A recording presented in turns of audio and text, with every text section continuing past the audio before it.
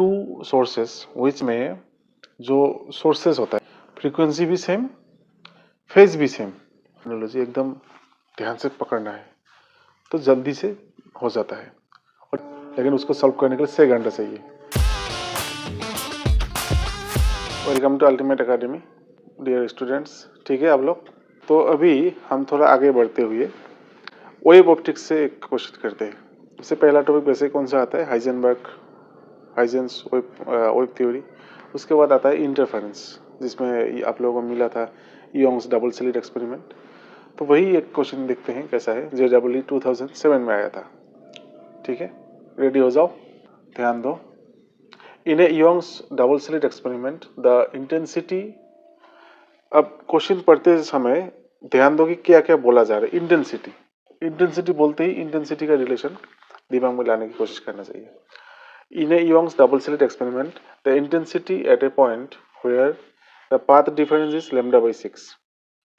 तो एक नया टर्म आया, path difference is λ/6, lambda being the wavelength of the light used is I, और इंटेंसिटी कितना है उस टाइम में, आई है।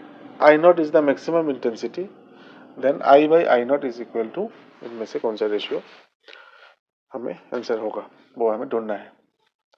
अब देखो, योंग्स डबल स्लिट एक्सपेरिमेंट आपने पढ़ा होगा। पाथ डिफरेंस का मतलब क्या है पता है? योंग्स डबल स्लिट एक्सपेरिमेंट में स्लिट कितना है, 2 है, कुछ दूर पर एक स्क्रीन है। अब स्क्रीन में देखो ध्यान से, इस स्क्रीन में अगर एक पॉइंट लिया जाए, कोई भी एक पॉइंट, तो इस पॉइंट तक ये दोनों सोर्सेस तो कोहेरेंट था, ये दोनों सोर्सेस था कोहेरेंट। अब ये एक पॉइंट है, ये जरूरी नहीं कि ये पॉइंट ये दोनों से सेम दूरी पर हो। तो मान लो S1P, ठीक है, और S2P, ये 2 रास्ता है।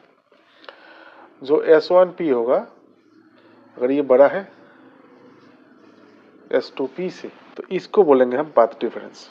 समझ में आया? पाथ डिफरेंस माने कोई भी एक पॉइंट, उस पॉइंट से ये जो सोर्सेस तक जो डिस्टेंस है, इन दोनों का डिफरेंस का नाम है पाथ डिफरेंस। इसको डिनोट करते हैं हम लैम्डा और डेल्टा एक्स से, डिनोटेड बाई डेल्टा एक्स। अभी डेल्टा एक्स पाथ डिफरेंस और फेज डिफरेंस के साथ कैसा रिलेशन है? ठीक है, ऐसा एक रिलेशन था। फेज, यहाँ पर पाथ डिफरेंस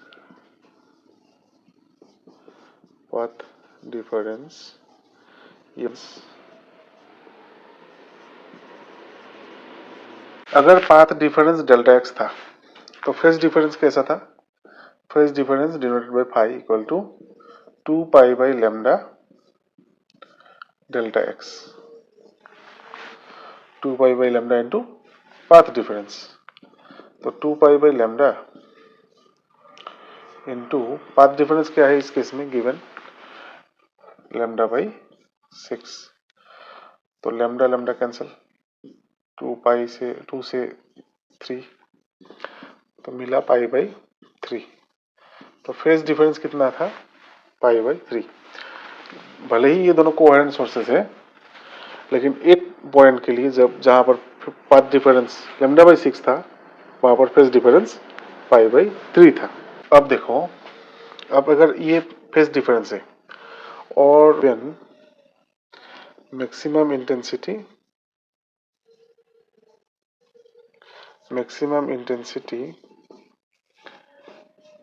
हमारा I0 था, तो इस केस में इंटेंसिटी कितना होगा? इंटेंसिटी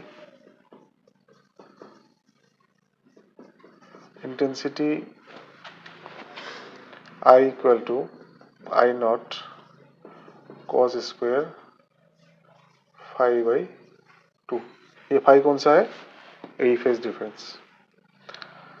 तो I0 cos स्क्वायर फाई माने क्या मिला था, π/3, तो π/3/2।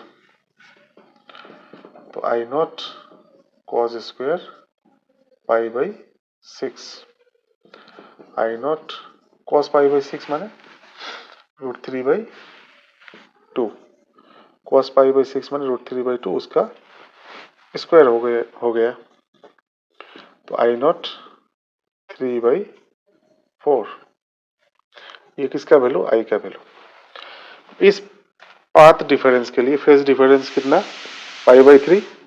इस पाथ डिफरेंस के लिए इंटेंसिटी कितना, I = I नॉट 3/4।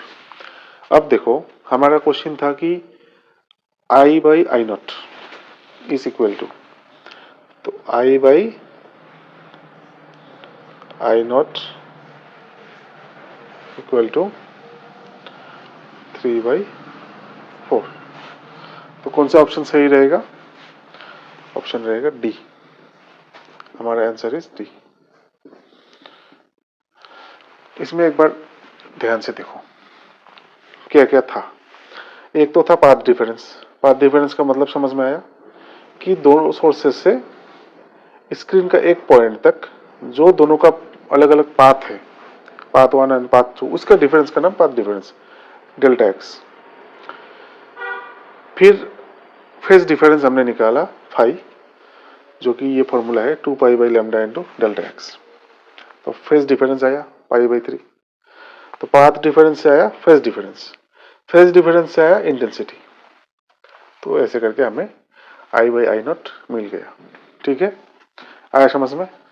तीन चीजें याद रखना, path difference, phase difference and intensity. Then after we have found the ratio of the intensities. इतना ही जानने से एक क्वेश्चन हो गया। ठीक है, तो इसी वीडियो में हम आगे बढ़ते हुए और एक क्वेश्चन देखते हैं। तो देखो ये क्या है, to demonstrate the phenomena of interference we require two sources which emit radiations of nearly the same frequency, different wavelength and the same frequency and having a definite phase relationship। तो आप लोगों ने पढ़ा होगा इंटरफेरेंस में जो sources होता है दो, ये दो सोर्सेस कैसा होता है, ये दो सोर्सेस होना चाहिए कोहेरेंट, और कोहेरेंट होने के लिए फ्रीक्वेंसी भी सेम, फेज भी सेम। कोहेरेंट होने के लिए फ्रीक्वेंसी और फेजेस दोनों सेम होना चाहिए। तो उसके लिए कौन सा ऑप्शन सही रहेगा, देख के ही आप बता सकते हो। तो ऑप्शन रहेगा डी। ठीक है, तो इसी तरह थोड़ा सा क्वेश्चन पढ़ते समय एकदम सावधानी से पढ़ना है, और जो जो टर्म उसमें है टर्मिनोलॉजी एकदम ध्यान से पकड़ना है, तो जल्दी से हो जाता है। और ये टाइम स्पीड, ये fast calculation, fast logical analysis, यही तो मेन चीज़ है एग्जाम पास करने के लिए। कोई कोई ऐसा भी स्टूडेंट होता है जो JEE का क्वेश्चन पूरा सॉल्व कर लेगा, लेकिन उसको सॉल्व करने के लिए 6 घंटे चाहिए, है ना, तो उसको तो नहीं मिलेगा। पूरे उतने टाइम स्पैन में आप लोगों को पूरा जितना जल्दी हो सके आप अगर कर सके तो आप ही एग्जाम क्रैक कर लिया। ठीक है, आज के लिए इतना ही।